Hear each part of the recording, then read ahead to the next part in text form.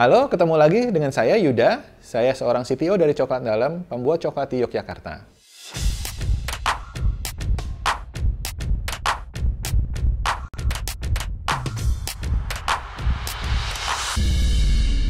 Kita akan cerita tentang bagaimana membangun human resource di sebuah perusahaan seperti yang kami lakukan di Coklat Dalam. Kali ini kita akan membahas tentang human resource.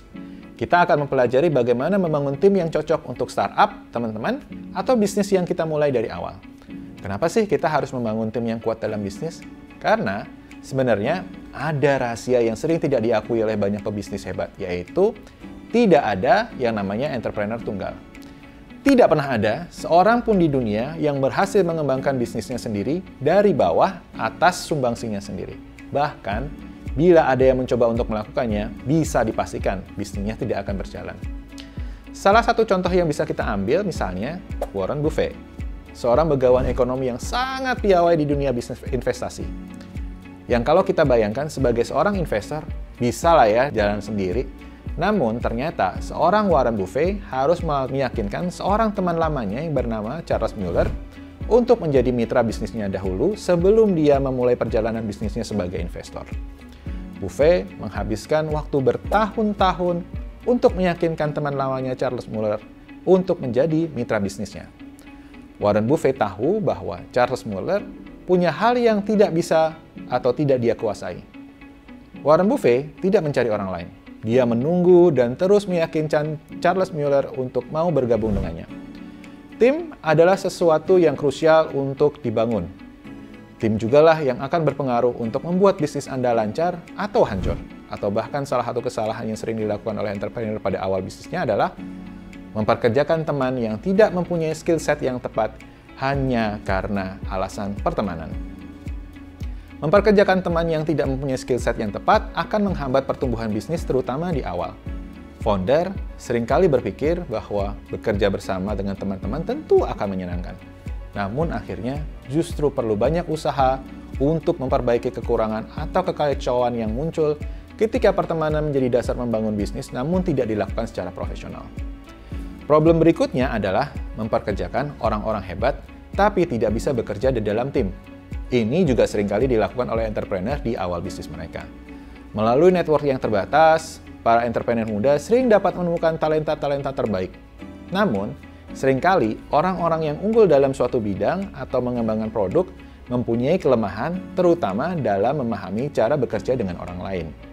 Hal ini sebenarnya bisa disolusikan dengan entrepreneur mengambil posisi untuk lebih membangun company culture yang sehat. Memotivasi orang-orang hebat ini akan menjadi kunci untuk membangun sebuah tim yang hebat.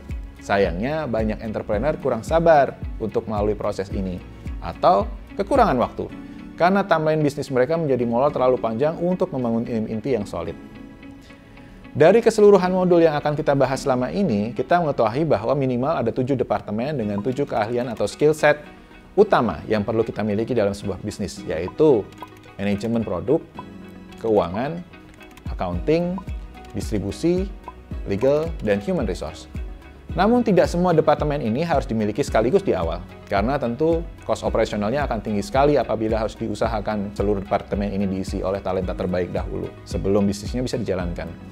Di awal sekali, entrepreneur minimal perlu memiliki 3 talenta utama: hustler, hacker, dan hipster. Hustler adalah orang yang memiliki kreativitas yang sangat tinggi. Setiap tim membutuhkan visioner untuk satu hal, yaitu penjualan. Karena itulah orang-orang yang mampu menipu konsumen kita sebut sebagai hustler.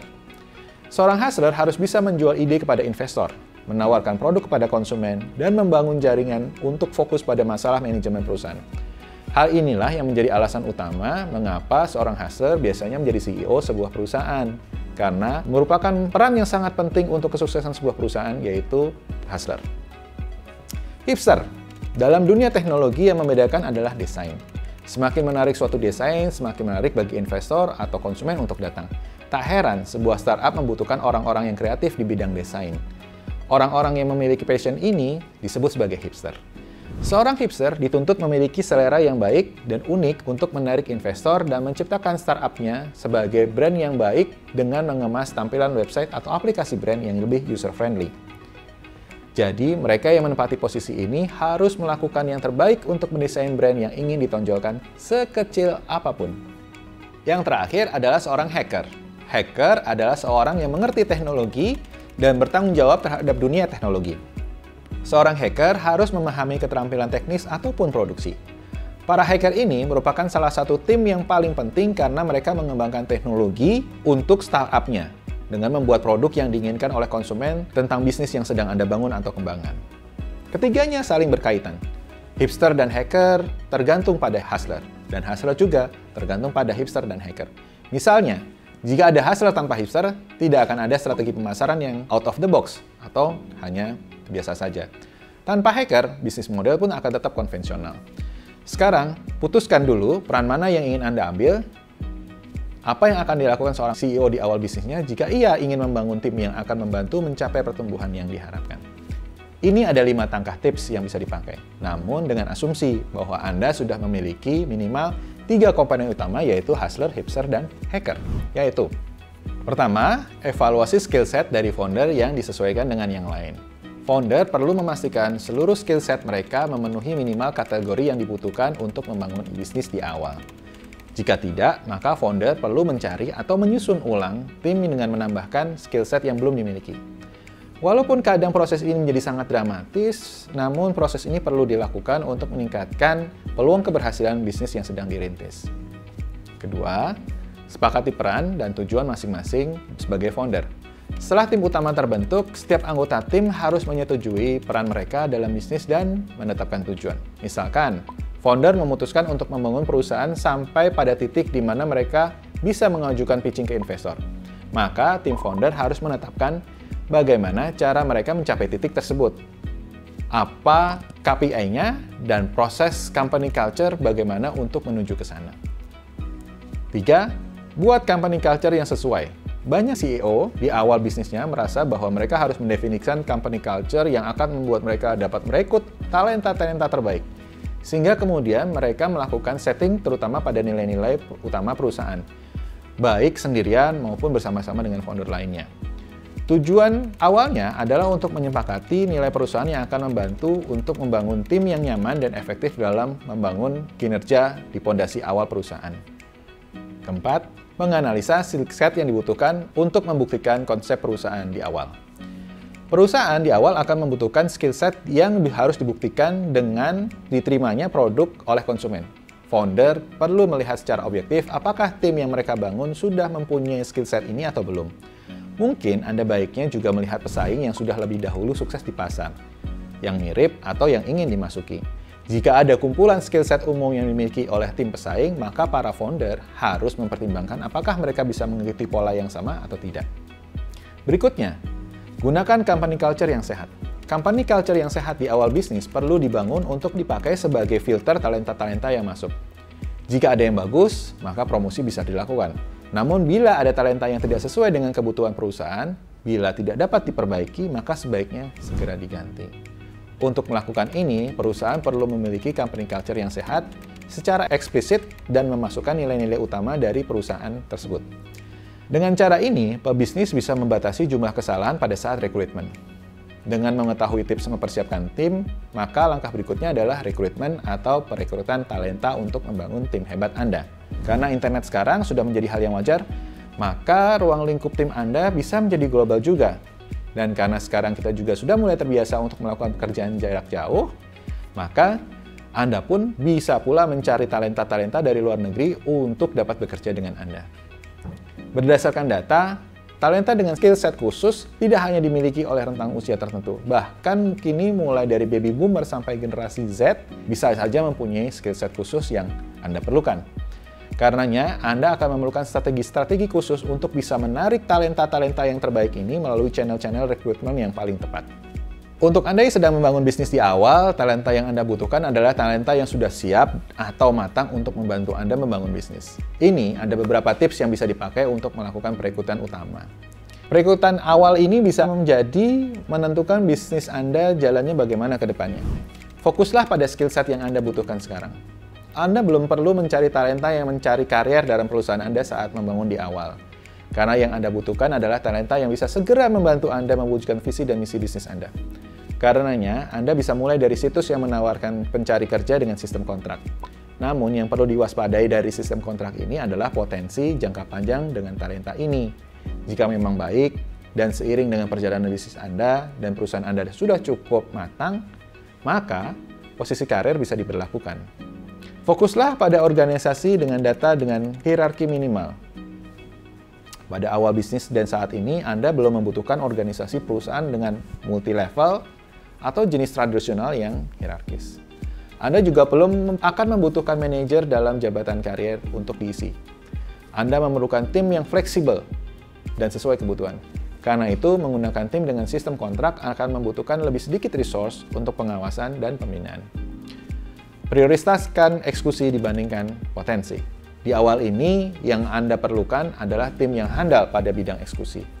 Anda belum membutuhkan talenta yang mempunyai potensi tinggi, namun belum dapat mengeluarkan potensi tersebut atau potensi terbaiknya untuk Anda saat ini. Cost untuk mengeluarkan kemampuan terbaik dari talenta berpotensi akan membutuhkan pendampingan dan pelatihan serta waktu. Dan karena Anda belum memiliki kesempatan tersebut, gunakan dahulu freelance, tenaga kontrak, dan konsultan agar dapat segera menunjukkan hasil yang valid. Baru, setelah perusahaan yang Anda bangun menjadi lebih matang, Anda dapat merekrut tim dengan potensi yang baik. Berikutnya, carilah skill set yang sesuai dengan tahapan pertumbuhan Anda. Awalnya, mungkin Anda hanya akan membutuhkan skill set sederhana, dan mungkin skill set tersebut dapat diperoleh dari talenta di kota Anda. Namun, jika tiba-tiba bisnis Anda terbukti valid dan mendapatkan pendanaan dan harus ekspansi global, maka Anda perlu menemukan talenta khusus atau spesialis yang sudah terbiasa melakukan bisnis sejaringan itu. Manfaatkan sumber daya yang ada di seluruh dunia. Jika perusahaan Anda mempunyai produk yang tidak umum atau inovatif, maka sebaiknya Anda perlu mempertimbangkan untuk mencari talenta dari luar negeri yang mempunyai skill set yang inovatif juga.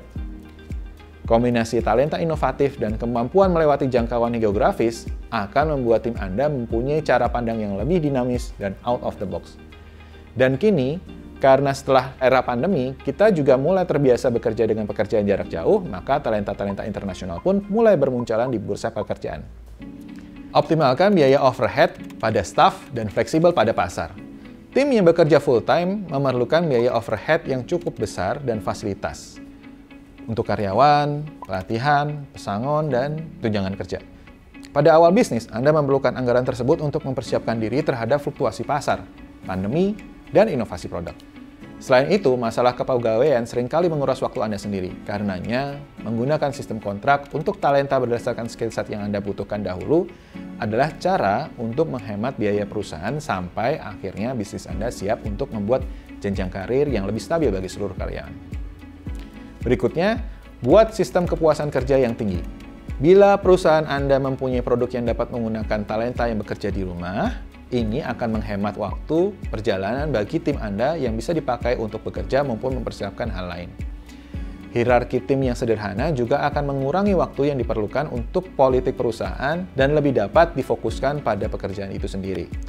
Dan akhirnya, para talenta terbaik mendapatkan kepuasan kerja yang lebih tinggi, lebih produktif, dan merasa dapat mengendalikan waktu mereka dengan lebih baik. Berikutnya, kurangi dampak perusahaan Anda terhadap lingkungan. Keuntungan lain untuk menetapkan sistem kerja yang berdasarkan fleksibilitas tempat kerja adalah tim Anda dapat bekerja jauh dari kantor dan mengurangi emisi untuk berangkat ke kantor. Anda dapat menggunakan strategi ini untuk mengiklankan bahwa perusahaan Anda lebih hijau dibandingkan perusahaan lain.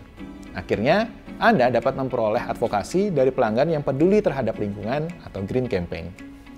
Demikianlah tips yang bisa kita sampaikan dalam proses membangun tim bisnis Anda, terutama di awal mulai perjalanan bisnis Anda. Sekalipun demikian, ada disclaimer yang harus kami sampaikan bahwa apapun itu, pembentukan tim sangat tergantung dari personal foundernya, yaitu Anda sendiri. Pilihan Anda lah yang akhirnya akan menuju kemana arah perusahaan Anda berkembang. Oke, company culture merupakan salah satu hal penting dalam membangun sebuah bisnis. Company culture merupakan identitas dan ciri khas dari sebuah perusahaan yang meliputi budaya perusahaan, nilai, kode etik, visi, misi, hingga goals yang ingin dicapai, yang mana semua hal tersebut dipahami dan dipegang teguh bersama oleh seluruh anggota. Company culture ini akan membentuk persepsi, perilaku, dan pemahaman anggota tentang nilai-nilai yang dianut oleh perusahaan. Nilai-nilai dalam company culture sebaiknya tidak berfokus pada individu, tetapi pada organisasi dan tujuan ke depannya. Dalam program Smart City, company culture juga menjadi hal yang penting dan tidak terpisahkan sebab mampu mempengaruhi setiap aspek program, mulai dari menggait target pasar untuk tertarik dengan program ini sehingga meningkatkan kepuasan mereka.